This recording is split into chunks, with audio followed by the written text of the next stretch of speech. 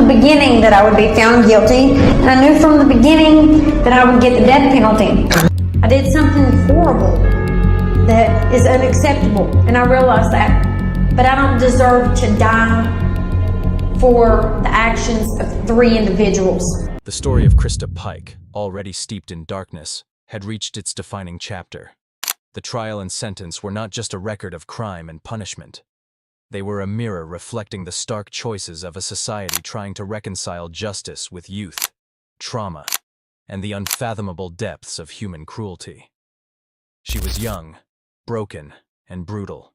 A girl molded by neglect, trauma, and rage, yet capable of unspeakable cruelty. In the span of a single night, Christa Pike's life and Colleen Slemmer's were forever intertwined. One extinguished, the other condemned. Her story is not just a tale of crime. It is a mirror reflecting the fragility of justice, the shadows of human nature, and the harsh edges of consequence. And now, decades later, the countdown continues. Years on death row, appeals denied, a date set. September 30th, 2026. Looming like a dark storm on the horizon. Every day she spends behind bars, every letter, every reflection of remorse or rage, adds weight to a question that will not leave the minds of anyone who follows her story. Is Christa Pike a monster, a soul so twisted that death is the only fitting answer? Or is she a young woman, failed by a world that should have protected her, whose violence was born from pain no child should endure? The courtroom answered with a gavel, the law with a sentence. But the question remains unsettled, hanging over every conscience that dares to ponder it. What would you have done if the pieces of her life fell into your hands? Could mercy ever reach her? Or is the path of vengeance the only truth left? Think carefully. Because in her story, the line between victim and villain is thinner than you imagine, and once you see it, you cannot unsee it. Tell us your verdict in the comments. Debate it. Wrestle with it. Because justice is not a simple word, and sometimes the hardest cases are the ones that refuse to end. If you want to uncover more stories of life, death, and the darkness that lingers on America's death row, subscribe and join us again here, on The Last Verdict. Because in cases like Christa Pike's, the final word is never final. And the deeper you look, the darker it gets. It was just after midnight when officers stepped into the woods behind the University of Tennessee campus. Their flashlights cut through the fog, catching fragments of broken glass, footprints, and something darker. Something that shouldn't have been there. At first, they thought it was just a fight gone wrong. But then they saw her. A young woman, barely out of her teens, lying motionless under the cold light. Her skin was marked, carved, with a pentagram across her chest. The forest floor around her soaked in blood, the silence heavy with cruelty. The closer they looked, the worse it became. Her skull, crushed beyond recognition. And as they searched the scene, one detail froze every officer on the spot. In the suspect's pocket, they would later find a piece of the victim's bone, kept like a trophy. What could make an 18-year-old girl commit such a brutal murder? Was it jealousy, madness, or the scars of a life that had already destroyed her long before she destroyed someone else? Welcome to The Last Verdict, where we uncover the final moments, hidden motives, and the cold justice behind America's most shocking executions. Stay with us, and remember to subscribe, because tonight, we walk the dark path of Christa Pike, the only woman awaiting execution on Tennessee's death row. Christa Gail Pike entered the world on March 10, 1976, in Beckley, West Virginia, a small town that saw more struggle than promise. From the very beginning, her life was surrounded by instability. Her mother, Carissa Henson, drifted in and out of her life, often lost in the haze of drugs and neglect. Her father, Emil Glenn Pike, was absent, a shadow that never returned. As a child, Christa was restless, unpredictable, and alone. Those who knew her remember a little girl who was bright, yet fragile, a child who never quite fit anywhere. Doctors noted strange episodes early on: seizures, blank stares, sudden bursts of anger. There were whispers of brain damage, perhaps from birth, or from the chaos she lived in. Whatever the cause, her mind became a battlefield long before she reached adulthood. By the time she was 9, the innocence had already begun to fade. Depression took root. She struggled in school, drifted between homes, and sought comfort in anyone who would show her attention. Each new friend, each fleeting bit of kindness, became something she clung to as if it could save her. When she finally entered the Job Corps program in Knoxville, Tennessee, it was supposed to be a new beginning. A place to learn, to work, to escape the broken pieces of her childhood. But instead of healing, the loneliness followed her there. And within the walls of that program, surrounded by other young people trying to fix their lives, Christa Pike's darkness found room to grow. At Job Corps, Christa Pike arrived searching for a structure, a place to belong. She was smart, striking, and troubled. A storm barely contained beneath a calm surface. There, she met Tatterall Shipp, a quiet boy who kept to himself but harbored a fascination with the occult. Together they experimented with symbols, whispered about rituals, and tested the limits of fear and fascination. But then Colleen Slemmer arrived, bright, confident, and quickly drawing attention. Tatterall noticed her, and something shifted in Christa. A spark of jealousy ignited, subtle at first, then fierce. She watched every interaction, every laugh, every glance with growing unease. What began as idle curiosity turned into obsession, a simmering fire that would soon become dangerous. In the quiet corners of the campus, plans whispered and rivalries formed. Tensions hung in the air, unseen by most, but unstoppable in their momentum. By the time anyone realized it, the seeds of a deadly confrontation had already taken root. The night was bitterly cold, and the woods behind the University of Tennessee seemed to hold their breath. Christa Pike, 18, moved with a strange confidence, a sense of purpose that belied her youth. Alongside her were Tatterall Shipp and Shadala Peterson. Together, they approached Colleen Slemmer, 17, under the guise of reconciliation. They said they wanted to talk, to make peace, to smooth over the tensions that had grown like an invisible storm between them.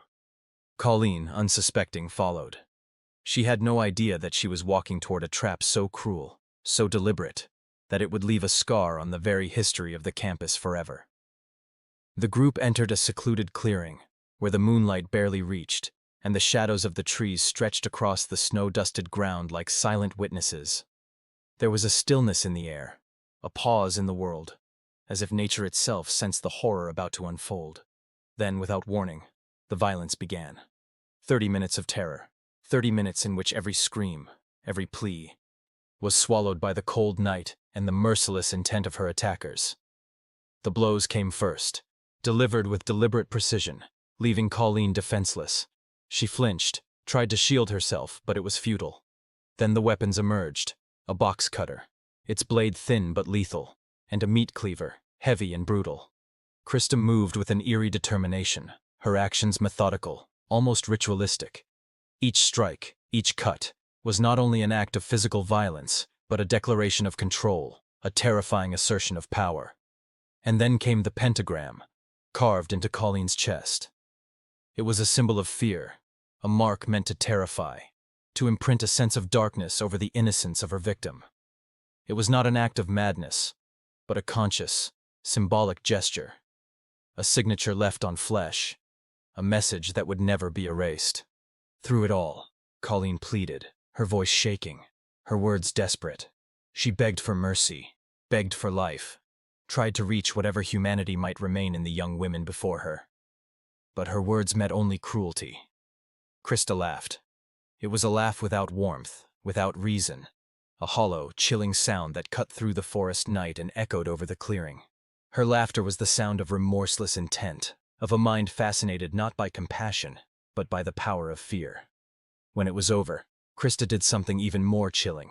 She removed a piece of Colleen's skull, a grim trophy of her dominance, something to hold, to remember, to display. That night, she spoke of it to others, recounting the events as though they were a story of victory, a tale that cemented her own sense of control. There was no shame, no regret. Only the cold recounting of a horror she had orchestrated with precision. The forest returned to silence, but it was the silence of aftermath, not peace. The echoes of the victim's pleas, the terror, the violence, remained embedded in the frozen ground. That night was a turning point. Innocence destroyed, a young life stolen, and a boundary crossed that could never be uncrossed. It was not the act of a momentary lapse, nor of blind rage, but of calculated cruelty, an obsessive jealousy turned deadly. And in that darkness, Christa Pike cemented her place as a figure whose actions would be remembered, whose crime would haunt the memory of those who knew, and whose story would become one of the most chilling in Tennessee's history. It didn't take long for the first cracks in Christa Pike's carefully maintained facade to appear. Detectives were puzzled at first, trying to understand how someone so young, so small, could commit a crime so brutal, so calculated. Then, a breakthrough came from the most ordinary of places, her own living quarters. Christa's roommate, a girl who had shared late nights and whispered secrets, finally came forward. She told investigators what she had seen, what she had heard. She described late-night conversations where Christa laughed about the murder, recounted the moments of terror, and even boasted about the gruesome trophies she had taken. Every detail was chilling. Every word brought the investigators closer to the truth, but the evidence went far beyond words. When police searched her belongings, they found something no one could have imagined: a piece of Colleen Slemmer's skull, carefully tucked into the pocket of Christa's jacket. It was a moment that made even seasoned detectives shiver. This was no ordinary crime of passion. This was premeditation, obsession, and a disturbing level of detachment from human life. Shadala Peterson, the third person involved in the plot, agreed to cooperate. She described in painstaking detail the sequence of events that led to the murder. Her testimony painted a stark picture: Christa's planning, her coldness during the attack, and the moments after when she seemed almost proud of what she had done. Tatterall Shipp, just 17 at the time, was sentenced to life in prison with the possibility of parole. His youth spared him the ultimate punishment, a reminder of how the law sometimes differentiates between co-conspirators. But for Christa Pike, age offered no reprieve. The weight of the evidence was crushing. Every piece, every testimony, every small fragment of human bone was a nail in the coffin of her innocence. The detectives who had spent countless hours piecing the story together felt a mix of horror and inevitability. This was a crime that demanded accountability, and the law would pursue it relentlessly. Handcuffs clicked. Metal meeting metal, echoing in the small interrogation room. Christa Pike was taken into custody, her freedom stripped away as the consequences of her actions began to settle around her. In that moment, the world outside the room could see what detectives had known for hours: that justice, in its most unyielding form, was coming for her. The investigation was far from over, but this was the turning point. The taunting, the boasting, the chilling indifference, all of it had led to a moment where the scales of justice began to tip, and for Christa Pike, there would be no escape. March 1996 arrived, and with it, the courtroom that would decide the fate of Christa Gail Pike. The trial unfolded in Knoxville, Tennessee, but the attention it drew reached far beyond the walls of the courthouse. People were captivated, horrified, and confused. How could someone so young commit an act so brutal? How could the justice system respond to such a case? Inside the courtroom, Christa sat quietly, her expression calm yet distant, betraying no outward signs of the storm that raged inside the minds of the jurors, the families, and the spectators. The prosecution laid out the evidence methodically, leaving little room for doubt. They described the lure to the wooded area behind the Job Corps campus, the vicious attack, the wounds inflicted, and the chilling detail that a piece of the victim's skull had been kept by Christa herself. Witnesses recounted her boasting afterward, her lack of remorse, and the deliberate, calculated nature of her actions. The defense attempted to paint a different picture. They spoke of her troubled upbringing, the neglect and trauma that had haunted her from infancy, and her psychological instability. They described a young woman shaped by circumstances beyond her control, whose judgment and moral compass had been warped by abuse, neglect, and mental illness. They argued that while her actions were horrific, her age and mental state demanded that the court weigh mercy alongside justice. Despite these arguments, the jury needed remarkably little time. After only 2 hours of deliberation, the verdict was delivered. Christa Gail Pike was found guilty of first-degree murder. The weight of that verdict hung over the courtroom, a heavy silence falling over all who listened. Friends, family, and strangers alike were left grappling with disbelief, horror, and the cruel reality of what had been done. On March 30th, 1996, the sentence was pronounced. The judge's words carried a chilling finality. Christa Pike, aged just 20, was condemned to death. The original sentence called for electrocution, but in the years that followed, the method was changed to lethal injection, reflecting the evolving standards of execution in the United States. It was an extraordinary, unprecedented sentence. Pike became the youngest woman in modern U.S. history to receive the death penalty, a fact that would etch her name into the annals of criminal justice.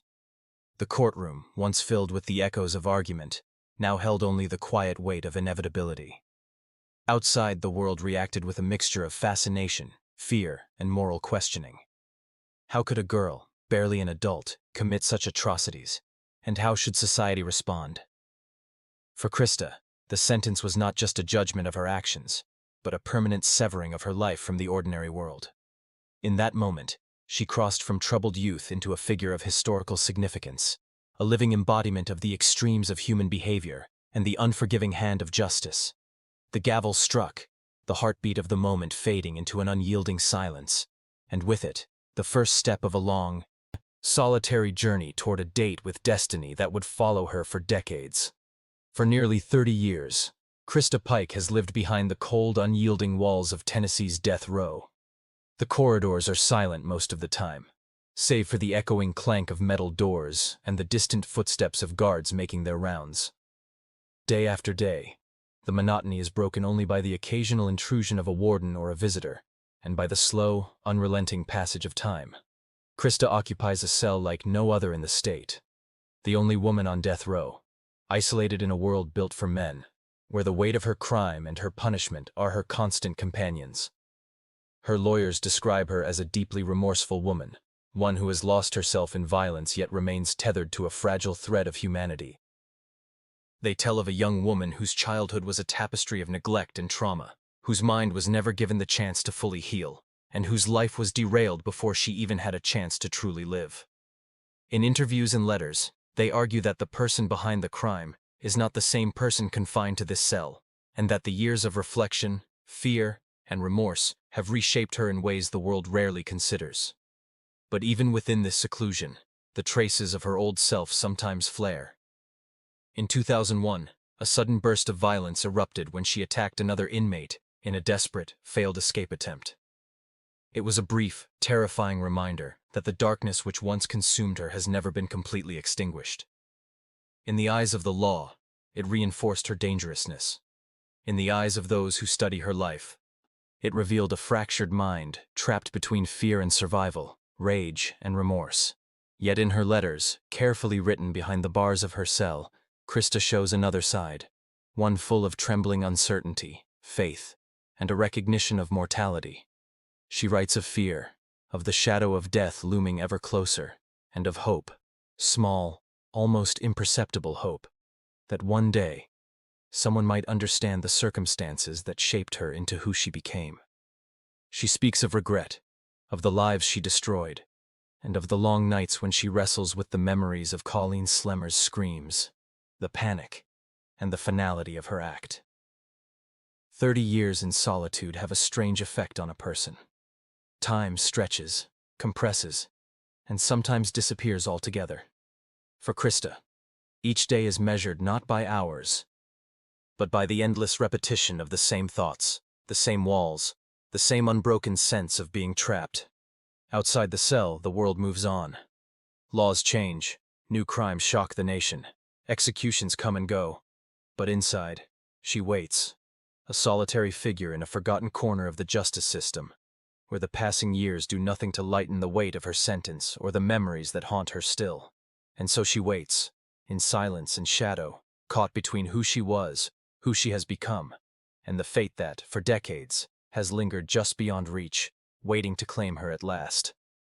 The courtroom in Knoxville, Tennessee, was heavy with tension as Christa Pike faced the consequences of a crime that had stunned the nation. Outside, the winter chill pressed against the courthouse walls, but inside, it was as if time itself had slowed. Every whispered conversation, Every shuffled paper carried the weight of anticipation. Jurors returned from their deliberation room after 2 hours, their faces grave, eyes downcast yet resolute. The foreperson rose and spoke with deliberate clarity, the words slicing through the quiet like a knife. "We, the jury, find the defendant, Christa Gail Pike, guilty of first-degree murder and conspiracy to commit first-degree murder." The statement was brief, clinical, but it carried the full force of justice. In that moment, the full horror of the crime, the luring of Colleen Slemmer, the savage beating, the box cutter and meat cleaver, the pentagram carved into her chest, the piece of skull kept as a trophy, was confirmed in the eyes of the law. Christa sat motionless, her expression unreadable. At just 20 years old, she had already traversed a path from a troubled childhood to an infamy that few could comprehend. The court then moved to sentencing. On March 30th, 1996, the judge pronounced a sentence of death by electrocution for the murder charge. Later, as Tennessee updated its execution protocols, her sentence was converted to lethal injection. Additionally, she received a concurrent sentence of 25 years for conspiracy. The sentence carried historical weight. Christa Pike became the youngest woman sentenced to death in modern U.S. history. The stark reality was undeniable. A woman barely past her teens, molded by a childhood of neglect, abuse, and mental instability, was now marked for execution. The courtroom seemed to shrink under the gravity of this moment. Every observer acutely aware of the life that had been extinguished and the life that had been condemned. Legal records and appellate filings later confirmed the details. The jury had weighed aggravating circumstances, including premeditation, the brutality of the attack, and the use of a weapon to disfigure the victim. The Tennessee Supreme Court upheld her conviction, and her numerous appeals citing mental health issues, childhood trauma, and her youth at the time of the crime were rejected.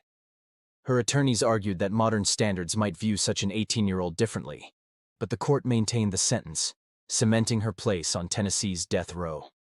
The psychological contrast could not have been starker. An 18-year-old girl, just stepping into adulthood, had committed a murder so vicious it defied comprehension. Yet the justice system responded with a sentence so absolute it left little room for reflection. The echo of the judge's gavel seemed to reverberate far beyond the walls of the courtroom, a grim reminder that in the eyes of the law, no age or circumstance could undo the horror of the crime. For those who would follow her story in the years to come, this moment marked a turning point, from youthful transgression to historic condemnation. The young woman who once walked the halls of Job Corps as a troubled student now faced the reality of death row, a life measured not in ordinary years, but in the relentless countdown to execution. The courtroom emptied slowly, leaving behind the lingering shadows of judgment, the weight of human tragedy, and the chilling knowledge that in a few decades, if carried out as scheduled, Tennessee would execute its first woman in over 200 years.